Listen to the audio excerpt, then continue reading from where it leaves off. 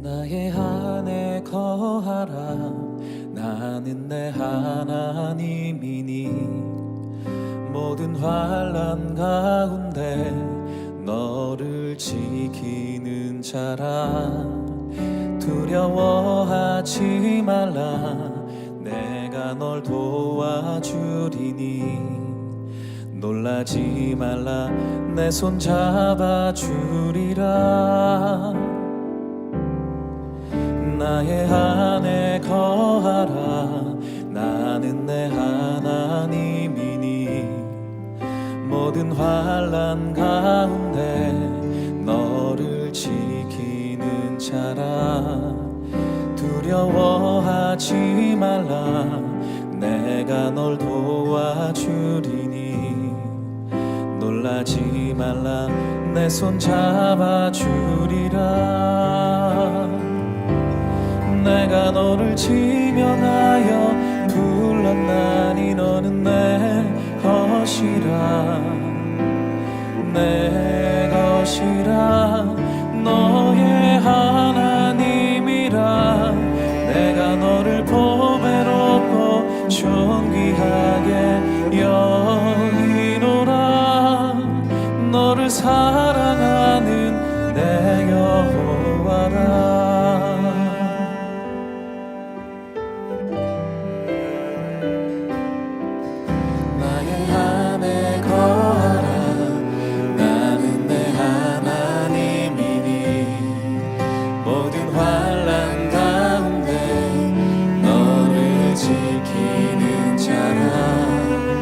두려워하지 말라. 내가 널 도와주리니 놀라지 말라. 내 손 잡아주리라. 내가 너를 지명하여 불렀나니 너는 내 것이라. 내 것이라. 너의 하나님이라. 내가 너를 보배롭고 존귀하게 여기노라. 너를 사랑하는 내 여호와라. 내가 너를 지명하여 불렀나니 너는 내 것이라. 내 것이라. 너의 하나님이라. 내가 너를 보배롭고 존귀하게 여기노라. 너를 사랑하는 내 여호와라. 내가 너를 보배롭고 존귀하게 여기노라. 너를 사랑하는 내 여호와라.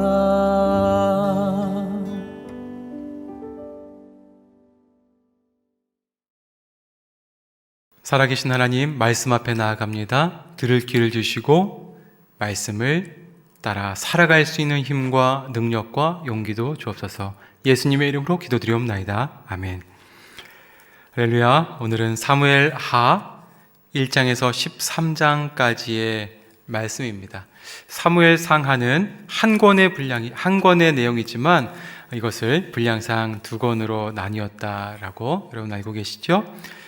시기적으로는 사사기 말기부터 다윗 말기까지의 내용입니다. 사무엘서 저자에 대한 의견이 참 많이 있는데, 예를 들면 사무엘하에 보면 다윗 시대의 관습을 설명해 주는 내용이 나옵니다. 사무엘하, 오늘 읽게 될 본문의 마지막 장 13장 18절에 보면 이렇게 나오는데요.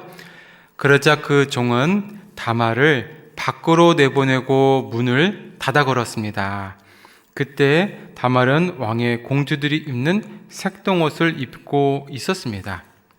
자, 이러한 관습에 익숙하지 않은 시대의 사람들에게 주는 정보입니다. 그렇다고 보면 다윗의 동시대에 살았던 이 나단이나 갓이 썼다고 보기에는 좀 어렵겠죠. 자, 이 사무엘서를 쓴 저자에 대한 또 한 가지 흥미로운 내용이 나오는데, 사무엘하 1장 18절에 보면 이런 내용입니다. 유다 사람들에게 이 활의 노래를 가르치라고 명령했습니다. 이것은 야살의 책에 기록되어 있습니다.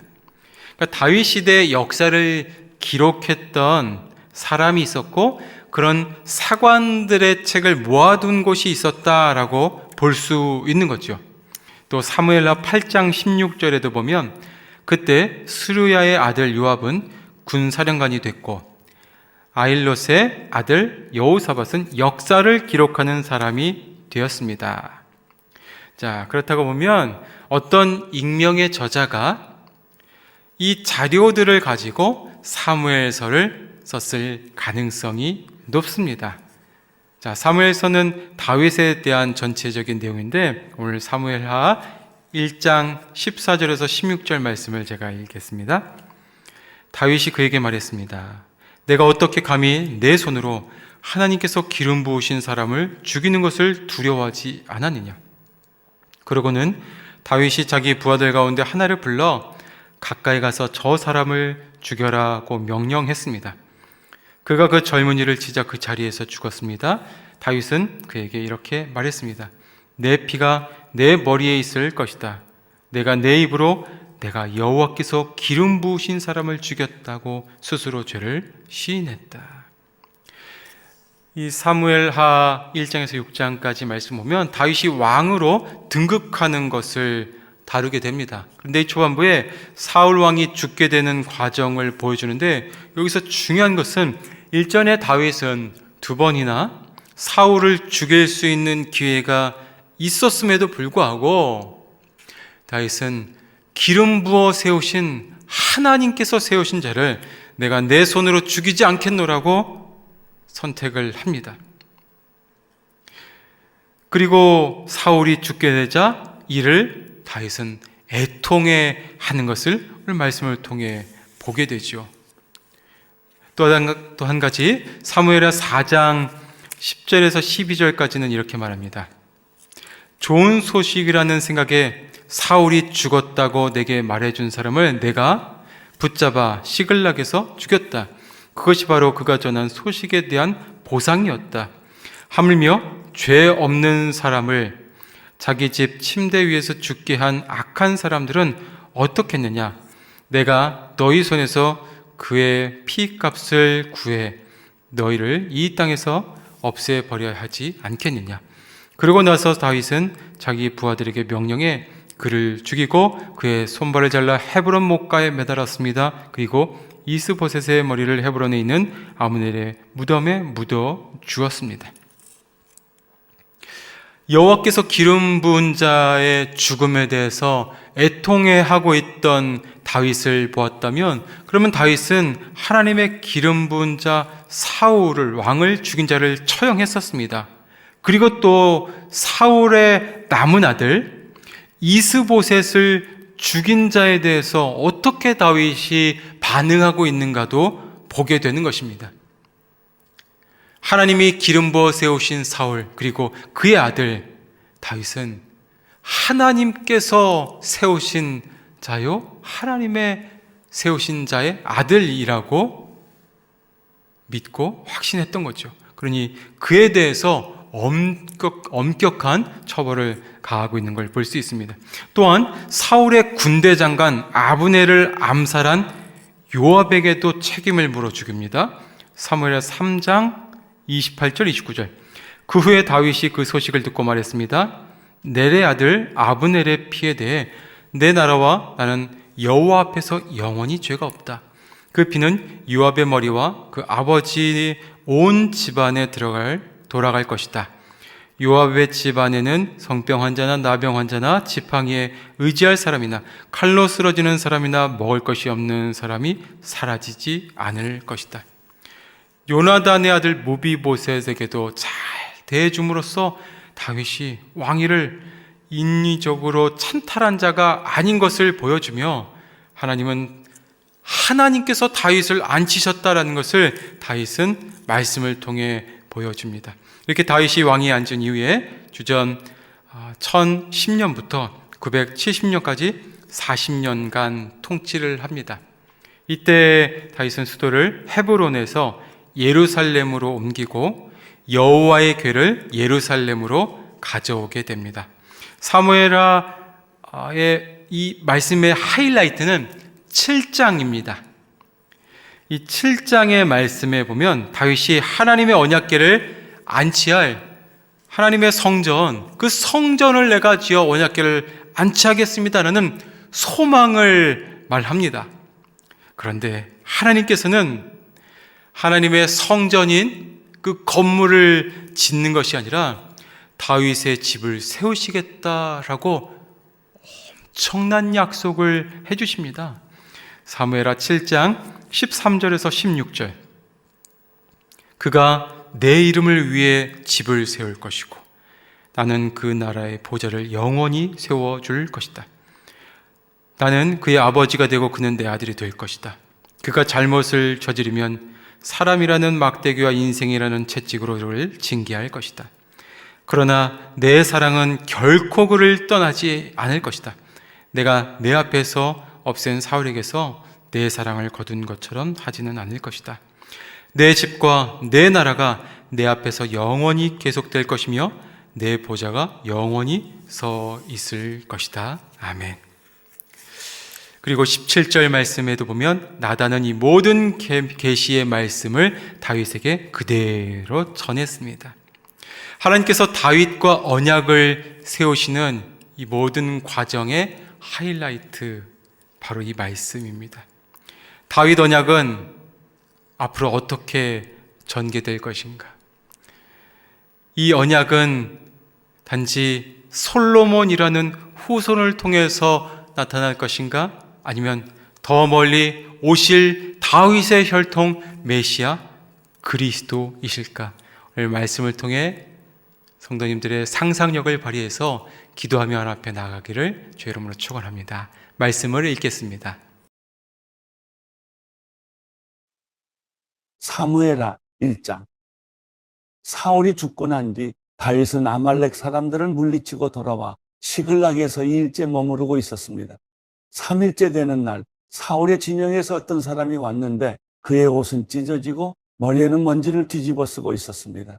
그는 다윗에게 와서 땅에 엎드려 절을 했습니다. 다윗이 그에게 물었습니다. 내가 어디서 오는 길이냐? 그가 대답했습니다. 저는 이스라엘 진영에서 도망쳐 나왔습니다. 다윗이 물었습니다. 무슨 일이 있었던 것이냐? 어서 말해봐라. 그가 대답했습니다. 사람들이 싸움터에서 도망쳤는데 그 가운데 많은 사람들이 쓰러져 죽었습니다. 사울과 그 아들 요나단도 죽었습니다. 다윗은 소식을 전한 그 젊은이에게 말했습니다. 사울과 그 아들 요나단이 죽었다는 것을 내가 어떻게 하느냐? 그 젊은이가 말했습니다. 제가 우연히 길보아 산에 올라갔는데 거기에서 사울이 자기 창에 기대어 있고 전차와 기마병들이 그를 바짝 쫓고 있었습니다. 그런데 사울이 뒤돌아 저를 보시며 부르시기에 제가 여기 있습니다 하고 말했습니다. 그랬더니 저더러 누구냐고 물어보아서 아말렉 사람이라고 대답했습니다. 그러자 그가 제게 내 옆으로 와서 나를 죽여다오. 내게 아직 목숨이 붙어 있어서 고통스럽구나 하셨습니다. 제가 보니 그가 이미 엎드러진 뒤라 살아날 가망이 없어 보여서 다가가서 그를 죽였습니다. 그리고 그 머리에 있던 왕관과 팔에 있던 팔찌를 벗겨 이렇게 내 주께 가져왔습니다. 그러자 다윗은 자기 옷을 잡아 찢었습니다. 그와 함께 있던 모든 사람들도 자기 옷을 찢었습니다. 그리고 사울과 그의 아들 요나단과 여호와의 백성들과 이스라엘의 집이 칼에 쓰러진 것으로 인해 저녁 때까지 슬피 울며 금식했습니다. 다윗이 그 소식을 전한 젊은이에게 물었습니다. 너는 어디 출신이냐? 그가 대답했습니다. 저는 외국 사람 아말렉의 아들입니다. 다윗이 그에게 말했습니다. 내가 어떻게 감히 내 손으로 여호와께서 기름 부으신 사람을 죽이는 것을 두려워하지 않았느냐? 그러고는 다윗이 자기 부하 가운데 하나를 불러 가까이 가서 저 사람을 죽여라 하고 명령했습니다. 그가 그 젊은이를 치자 그 자리에서 죽었습니다. 다윗은 그에게 이렇게 말했습니다. 내 피가 내 머리에 있을 것이다. 내가 내 입으로 내가 여호와께서 기름 부으신 사람을 죽였다고 스스로 죄를 시인했다. 다윗은 사울과 그 아들 요나단을 생각하며 이 노래로 슬퍼하고 유다 사람들에게 이 활의 노래를 가르치라고 명령했습니다. 이것은 야살의 책에 기록되어 있습니다. 이스라엘아, 너희 지도자들이 내 산 위에서 죽임을 당했다. 용사들이 쓰러져 버렸구나. 이 일을 가드에도 말하지 말고 아스쿨론 거리에서도 전하지 말라. 블레셋의 딸들이 즐거워할지 모른다. 할례 받지 않은 사람들의 딸들이 기뻐할지 모른다. 길보아 산들아, 이제 내게 이슬과 비를 내리지 않고 재물을 낼 밭도 없을 것이다. 그곳에 용사들의 방패가 버려져 있구나. 사울의 방패는 기름칠도 않은 채 버려져 있구나.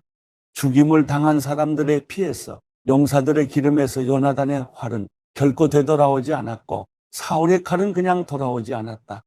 사울과 요나단은 그들이 살아서도 다정하고 좋아하더니 죽어서도 헤어지지 않는구나. 그들은 독수리보다 빨랐고 사자보다 강했다. 이스라엘의 딸들아, 사울을 위해 울라. 그는 너희를 자줏빛 좋은 옷으로 입혔고 너희 겉옷을 금장식으로 꾸며주지 않았느냐? 두 용사들이 저 전장에 쓰러졌구나. 요나단이 산 위에서 죽임당했구나. 내 형제 요나단이여, 내가 그대를 두 곳을 포하니 그대는 내게 진정한 친구였기 때문이요. 나를 향한 그대의 사랑은 여인의 사랑보다 더욱 큰 것이었어. 용사들이 쓰러졌구나. 전쟁의 무기들도 사라졌구나. 사무엘하 2장. 그 후에 다윗이 여호와께 여쭈었습니다. 제가 유다의 성읍으로 올라가도 되겠습니까? 여호와께서 말씀하셨습니다. 올라가라. 다윗이 다시 여쭈었습니다. 어디로 올라가야겠습니까? 여호와께서 대답하셨습니다. 헤브론으로 가라. 그리하여 다윗은 그곳으로 올라갔습니다. 두 아내 이스라엘 여인 아히노함과 갈멜 사람 나발의 아내였던 아비가일도 함께 갔습니다.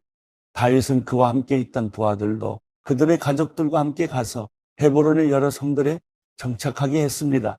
그때 유다 사람들이 와서 거기서 다윗에게 기름 붓고 그를 유다의 집을 다스리 왕으로 삼았습니다. 다윗은 사울을 장사 지낸 사람들이 길앗 야베스 사람들이라는 말을 듣고는 심부름꾼들을 길앗 야베스 사람들에게 보내 말했습니다. 너희가 너희 주인 사울을 묻어 주어 호의를 베풀었으니 여호와께서 너희에게 복을 주실 것이다. 여호와께서 너희에게 은혜와 진리를 베푸시기를 빌고 나 또한 너희가 그런 일을 한 것에 대해 그만큼의 보상을 해줄 것이다. 그러니 힘을 내고 용기를 가지라. 너희 주인 사울이 죽었고 유다의 집안은 내게 기름 부어 왕으로 삼았다. 한편 사울의 군대 사령관이었던 넬의 아들 아브넬은 사울의 아들 이스보셋을 데리고 마하나임으로 건너갔습니다.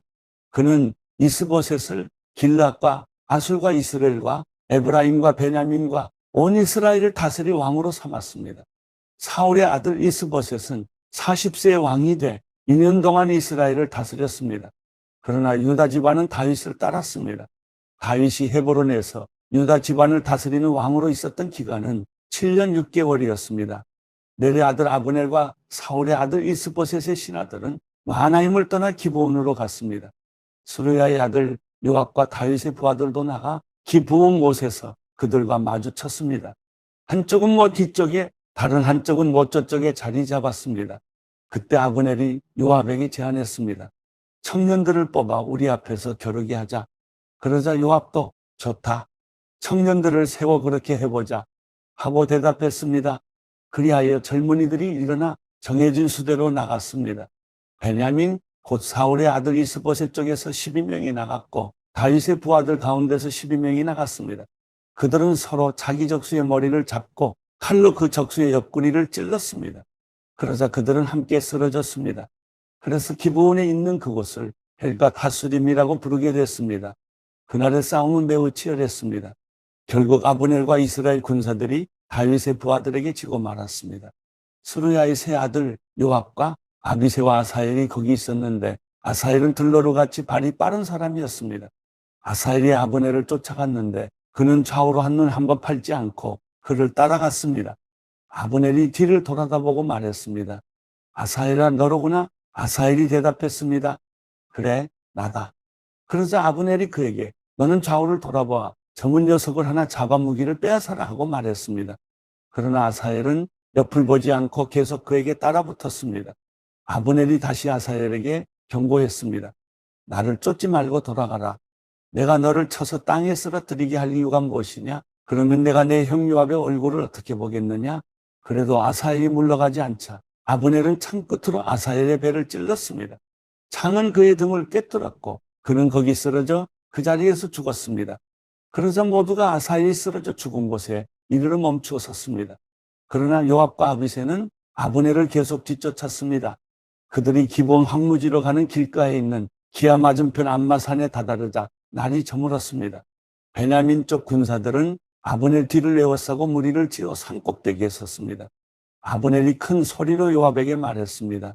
언제까지 그 칼이 사람을 집어삼켜야겠느냐? 이 일이 결국 고통으로 끝나리라는 것을 알지 못하느냐? 내가 언제쯤 내 부하들에게 형제들을 쫓지 말라고 명령하겠느냐?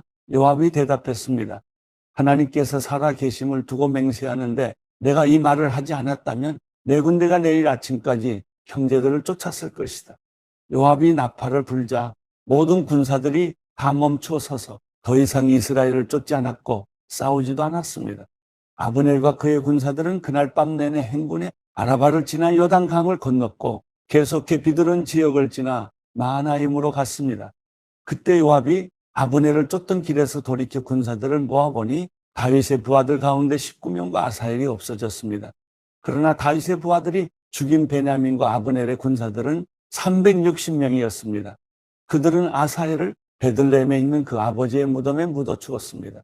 그러고 나서 요압과 그의 군사들은 밤새 행군의 동틀 무렵 헤브론에 닿았습니다. 거룩하신 하나님, 오늘 말씀을 통해 깨달은 바 주신 음성을 아멘으로 받아 승리하는 인생들 되게 하여 주시옵소서. 이제는 예수 그리스도의 은혜와 하나님의 사랑과 성령의 교통하심이 말씀 가운데 나가는 모든 성도님들과 그의 가정 위에 영과 혼과 육과 그들의 삼터와 일터 위에 영원히 함께하기를 간절히 축원하옵나이다. 아멘.